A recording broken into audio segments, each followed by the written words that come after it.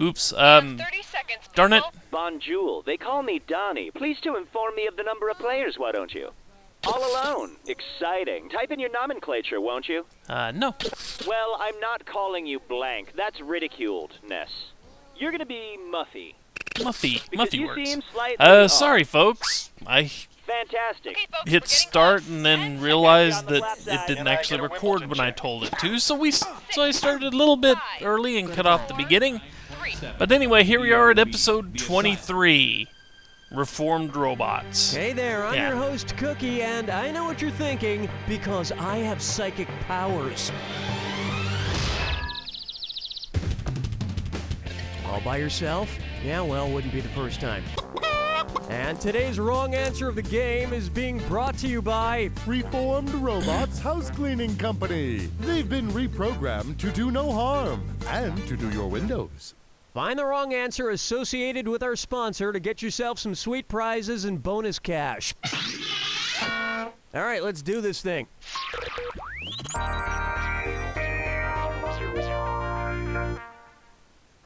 Let's begin with a brief history of time. Suppose Stephen Hawking opens up an upscale grocery competitor to Whole Foods named Black Hole Foods. Which statement would be true about his new store? Dairy products would freeze instantaneously, carts couldn't escape the mass of the parking lot, the salad bar would absorb all surrounding radiation, or each store can only be built next to a previous store. We are talking about black holes in mass, so... Hello? A black hole is a collapsed star that is so massive nothing can escape it. Not light or shopping carts. That's right, Stephen. Everything around a black hole just disappears. Just like your paycheck when you shop at Whole Foods. Ha, ha. Thank you, Stephen. Anybody think that Stephen Hawking needs to do a whole episode of And on this? its way, I do. question number 5. A lot of people consider Lou Bega to be a one-hit wonder with his song Mambo No. 5. But I have to disagree. It's only been a little over a decade since the song came out, people. There's still plenty of time for him to have another hit that sounds vaguely like his first. So, if Lou Bega wrote a Not song after he about all the sang dancing live. girls he met in Brazil, what would it be called? Cha-Cha No. 5, Salsa No. 5, Samba No. 5, or Rumba No. 5?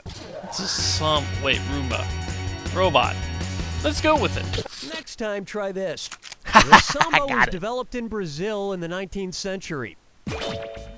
So the next time you go to Lowe's, be nice to the cashier, because he may just have another hit on the way. No, this would be the robot vacuum dance, and this robot isn't going to help you. But you know what robot will? A reformed evil robot, just like the one you won from the Reformed Robots House Cleaning Company. The only mind they'll be blowing is your figurative one due to their exemplary service. Today's wrong answer of the game earns you $4,000. But the Enjoy. gun's still there. You know, if you're going to reform it, you could at least take off the guns. Take a good Just look my at. thought. I go nuts for A&E TV. Which animated animal would not appear on an episode of Hoarders? Secret Squirrel, Woody Woodpecker, Nemo, or Alvin, Simon, and Theodore? Yes, yeah. I know squirrels and chipmunks. Woodpeckers. Do woodpeckers hoard? Probably. The fish is probably the lone non-hoarder. A clownfish does not hoard its food, but instead eats the leftovers of the anemone it lives with. Another misconception about clownfish, they're not particularly funny, not even for a fish. Well, they're sad clowns, you know. Are they sad Here's for a what I like to fish? call the Ministry of Silly Books, and it's a this or that. Cue the awesome music. I'm gonna read off 7 names. For each one, tell me if it's a Pulitzer Prize winner for fiction since 1980, or a Monty Python comedy sketch. If it won a Pulitzer, press the number 1. If it's performed by Python, press the number 2. Each one right, get you 300 This is gonna be kinds of rough, cheese. isn't it? Each one wrong, get you 300 dead parrots. And don't forget the clock. Okay, we're off. Breathing lessons. How not to be seen. A good shot from a strange mountain. Eh, The cheese shop. that's Python. Tinkers. Hitler in England. Argument clinic. Bingo! Oh, I get it. Well-read. Likes Monty Python. You're probably part British or something. Well, la-di-da. Then there's the famous Monty Python sketch, The Fish Slapping Dance, which is based, of course, on the classic novel Moby Dick. And if you haven't seen the fish slapping dance, go look it up on YouTube. It's pretty good. Here's a good one. Warning, high fructose corn syrup. Say the U.S. Department of Homeland Security takes a Mountain Dew Code Red taste test. If they respond as if the Homeland Security advisory system is at threat level red, what will they say? So good it's dangerous. It quenches a severe thirst. The taste is extreme. Or the energy boost gets you elevated. I'm pretty sure elevated is the low one. I don't really know. Is it severe? The color red in the Homeland Security Yes! advisory system means the nation is facing a severe threat. Just remember, kids, if your urine looks like Mountain Dew, you're fine. If your urine looks like Mountain Dew, code red, see a doctor immediately. Very good advice. That's the end of a thrilling first round. And surprisingly, you're doing pretty well. Keep in mind, in round 2, everything is worth twice as much.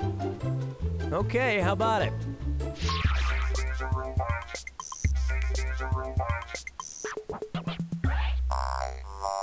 Yaw. Coming up, He's so cute. Tabloid math. If a back issue of Us Weekly featured the headline, John plus Kate plus 8 minus John, what would the exclamation point represent? Pi, logarithm, factorial, or imaginary number? Now, despite not knowing integrals in Puzzle Agent, this is factorial.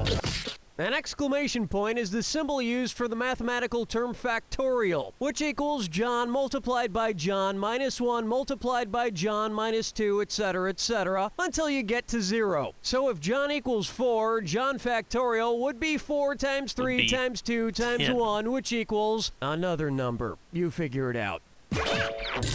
I hated that show. It made me want to square root John and Kate right in their asymptotes. Me too. Coming up next, I can't find my fingers, but Nathan Fillion is a giant. Well, it happened again. I ate a 2-pound Chipotle burrito and watched a movie right before I went to sleep, which of course caused me to have a crazy dream. Uh-oh. You know my record on these is not very good. Pick movies I've never seen. I dreamt that I became this slave and had to fight against a series of opponents in front of hundreds of people. I fought several men and even had to fight larger versions of my cats, Mayonnaise and Poopsie. It broke my heart, but I had to slay them. Sounding like Afterwards, Gladiator I was to all me. mad and was like, is everybody enjoying this? Yeah, this is Finally, Gladiator. My last opponent was the person who enslaved me to begin with. And guess what? It was my mom. Once I defeated her, the dream ended with me dreaming about my former life. It was so weird. What movie was I watching? 300, Spartacus, Alexander, or Gladiator? I'm glad it's there, and so I don't look like a complete fool. Yep, I was watching Gladiator. And this leftover burrito isn't half bad.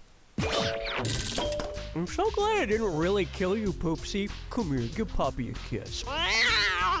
Oh! I love you too, you see? Sounds like my cat if you try to hug her. Guess I'll marry 8. How about I miss microfiche?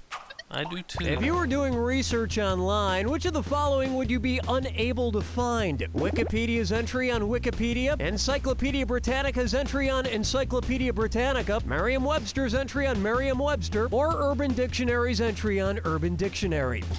Okay, the first and last ones I know exist. I'm gonna guess the dictionary doesn't define itself. Wikipedia has an entry on Wikipedia, Britannica has an entry on Britannica, and Urban Dictionary has several entries on Urban Dictionary. But the Merriam-Webster Dictionary isn't that self-referential. Yeah, and gullible isn't in the dictionary either. That's a good one.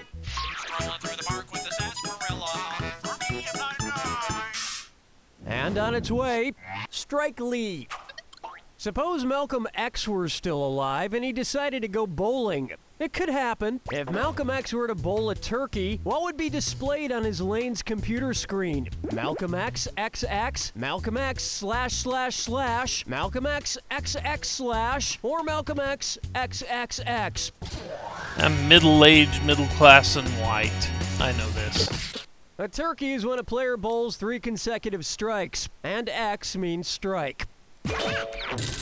And if you think those rental bowling shoes are sanitary, you've been hoodwinked. You've been had. You've been took. You've been led astray, run amok. You've been bamboozled. And your feet are infected. Hold me, never let me go. True on every count. This one's known as My Feet Are Smelling. Hey, you know those groundbreakingly clever Dr. Scholl's commercials where everyone's gelling with words that rhyme with gellin', like Magellan? Ha! Woohoo! Those are some classic clever commercials. I tell you, I could listen to words that rhyme with gellin' all day. If you were gellin' near the Strait of Magellan, what might you be yellin'? Check my Central American seaside dwellin'. Try these Australian beach drinks I'm sellin'. My African coastal sunburn stopped swellin'. Or, I'm doing some South American shore seashellin'. South America. At the bottom tip of South America, the Strait of Magellan runs through Chile. It's where Magellan went say-yellin'. His trip ended tragically when his feet, unprotected by Dr. Scholl's gel inserts, became inflamed and fell off. True story. And got hit by a spear. That too. Step right up to the Jack Attack. When you see 2 clues that match, press the number 1. $4,000 for a right answer. $4,000 gone if you're wrong. And most importantly, remember the clue. It's gotta be a match that fits this clue.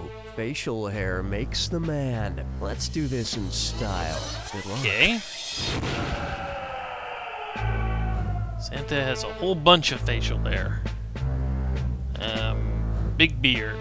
Holy mammoth. Full beard. Full beard. Full beard works. Green. Mutton chops, yes.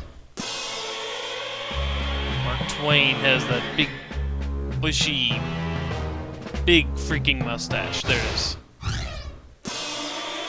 Homer Simpson, he doesn't shave. Stubble? 5 o'clock shadow. Howie Mandel has a soul patch.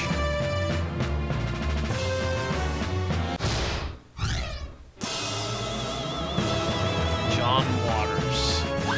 No. No.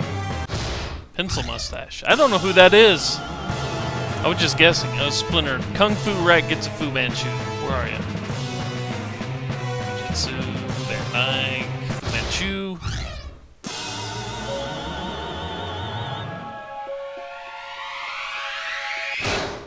There you have it! Yeah, that was pretty damn good. I must admit, you did better on this episode than most people, which sounds pretty impressive until you remember that most people are morons. See you later. You don't know Jack! Yeah.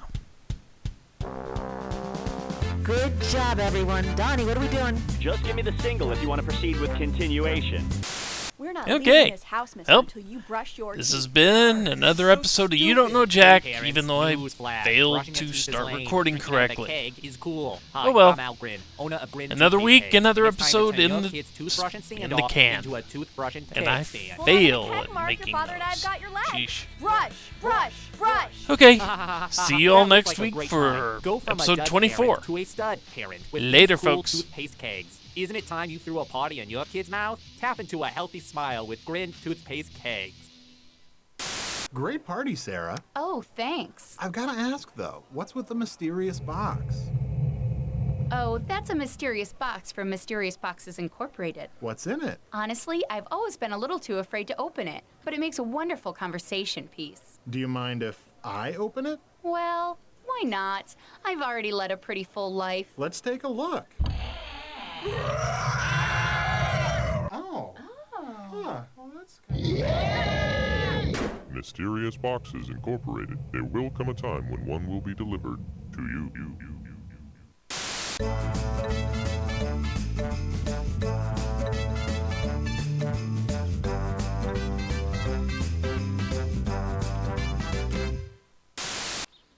Do my bangs look better swept this way or that way? Probably that way. Yeah, that's what I was thinking. This exchange has been brought to you by the Council for Overheard Doing Conversations.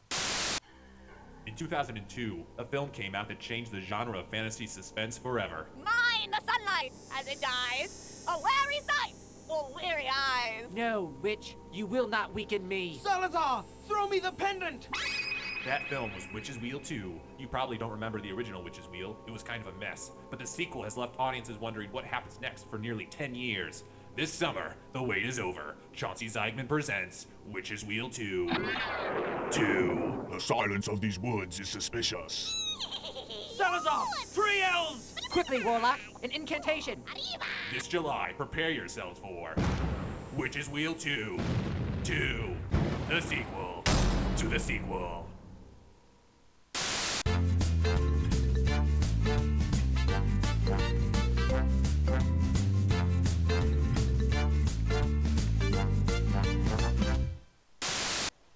Ugh, I hate these braces. My stupid mom made me get them.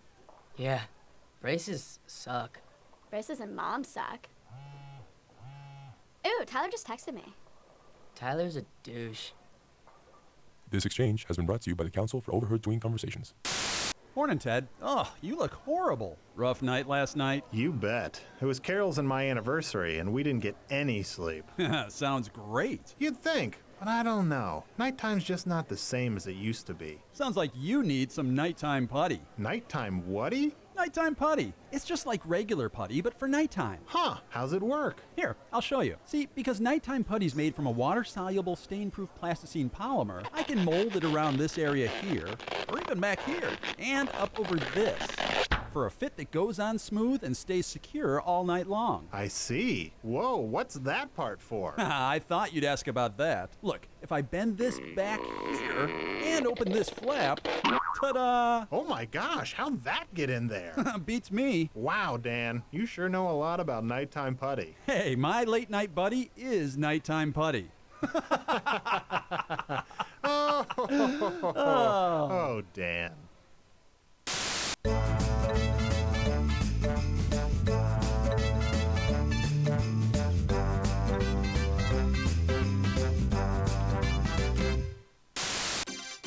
When is a pickle not a pickle? Find out tonight. Your child is